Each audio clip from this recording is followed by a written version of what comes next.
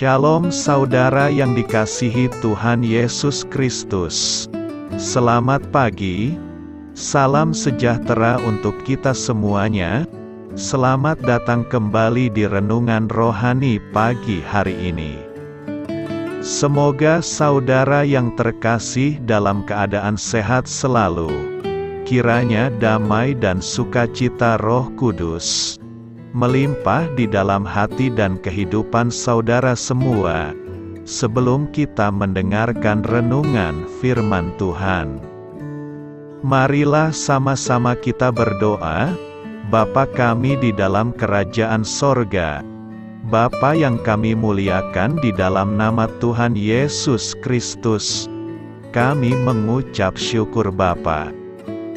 Oleh karena perlindungan-Mu di sepanjang malam hingga pagi hari ini, kami boleh bangun dengan tubuh yang sehat, kuat, dan diberkati Tuhan.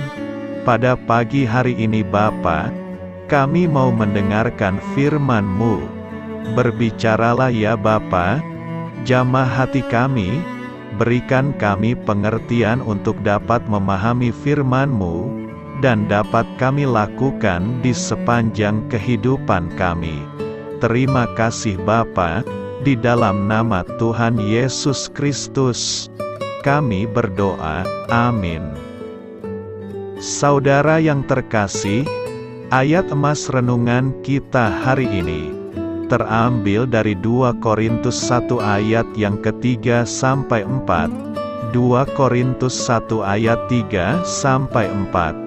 Terpujilah Allah, Bapa Tuhan kita Yesus Kristus, Bapa yang penuh belas kasihan, dan Allah sumber segala penghiburan, yang menghibur kami dalam segala penderitaan kami, sehingga kami sanggup menghibur mereka yang berada dalam bermacam-macam penderitaan, dengan penghiburan yang kami terima sendiri dari Allah. Judul renungan kita hari ini adalah Penghiburan dari Tuhan, ditulis oleh Sharon W. Better. Saudara yang terkasih, topik tentang penghibur jadi bagian yang sangat saya sukai. Setelah kecelakaan mobil fatal yang merenggut nyawa putra kami, Mark dan temannya Kelly. Saat Tuhan tampak jauh, Dia mengutus umatnya sebagai tangan, kaki, kata-kata, telinga dan hati yang menenangkan. Tuhan menepati janji kehadiran dan penghiburannya melalui apa yang mereka lakukan. Tuhan mengutus mereka untuk menggenapi janjinya. Kata-kata dan tindakan mereka memberi hidup, yang membangkitkan iman kami dan mengingatkan kami bahwa Tuhan berdaulat dan dapat dipercaya. Saya membayangkan ada banyak orang yang datang ke rumah kami di hari yang mengerikan itu setelah kematian Markus, merasa tidak mampu dan tidak berdaya menghadapi kesedihan kami yang besar itu. Saya bertanya-tanya berapa banyak orang yang duduk di mobil mereka selama beberapa menit itu, berdoa dengan perkataan yang tepat, tindakan yang tepat, ingin mengulurkan bantuan namun tidak tahu pasti, apakah yang mereka katakan atau lakukan akan berguna bagi kami. Ungkapan terima kasih kami kepada orang-orang itu berlanjut hingga saat ini, karena setiap gerakan mereka membantu mengarahkan hati kami kepada Juru Selamat. Kita hidup di dunia yang rusak, orang yang kita kasihi mengalami banyak kehilangan. Kadang rasa sakit ini menghancurkan keluarga, persahabatan, dan hubungan. Kita merasa tidak berdaya, orang lain mungkin ingin menawarkan bantuan dan harapan bagi mereka yang terluka, tetapi tidak tahu pasti bagaimana caranya. Yang lain hidup dengan rasa bersalah. Karena hidup mereka begitu sibuk, mereka tidak bisa membayangkan jika harus menambah daftar tugas yang lain ke dalam agenda mereka. Saudara yang terkasih, renungan ini mengingatkan kita bahwa hubungan dekat yang kita bangun dengan Tuhan sangat berdampak bagi hidup orang lain. Tuhan bisa memakai kita menjadi tangan, telinga, dan juga sumber penghiburan bagi orang lain dalam masa-masa sulit yang dihadapinya. Marilah kita renungkan. Jadi hari ini mari memperhatikan tindakan, perkataan, dan pikiran kita.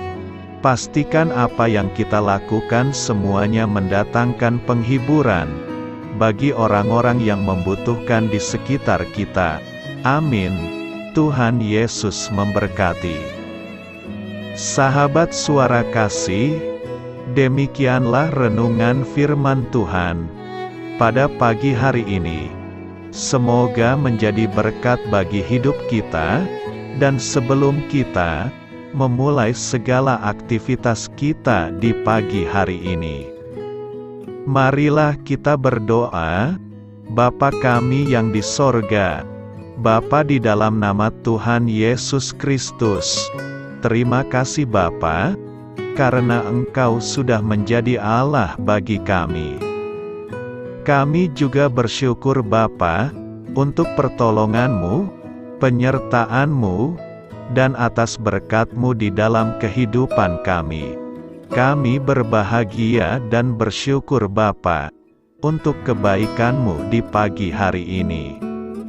Tak berkesudahan kasih setia-Mu, tak habis-habisnya rahmat-Mu, selalu baru setiap pagi. Besar kesetiaan-Mu di dalam hidup kami. Terima kasih untuk firman-Mu. Pada pagi hari ini ya Bapa, kami mau belajar dan terus belajar tentang firman-Mu.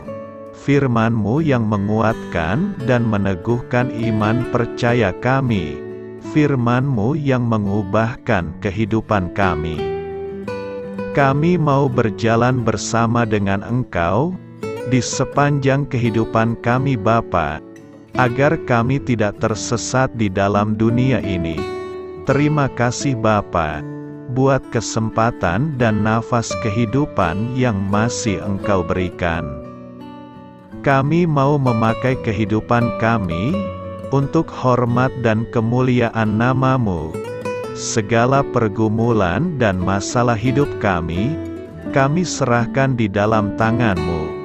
Engkau yang akan menyelesaikannya bagi hidup kami. Kami hanya berharap kepada-Mu, Bapa. Hamba berdoa untuk saudara-saudara kami yang sudah mendengarkan renungan firman-Mu pada pagi hari ini, yang saat ini sedang mengalami sakit penyakit, pergumulan, masalah, kebutuhan ekonomi. Kiranya Engkau yang jamah, sembuhkan dan pulihkan.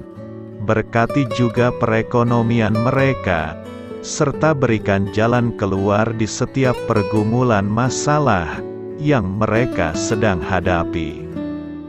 Dan ajarlah kami Bapa, untuk selalu berharap dan percaya sepenuhnya kepada Tuhan Yesus.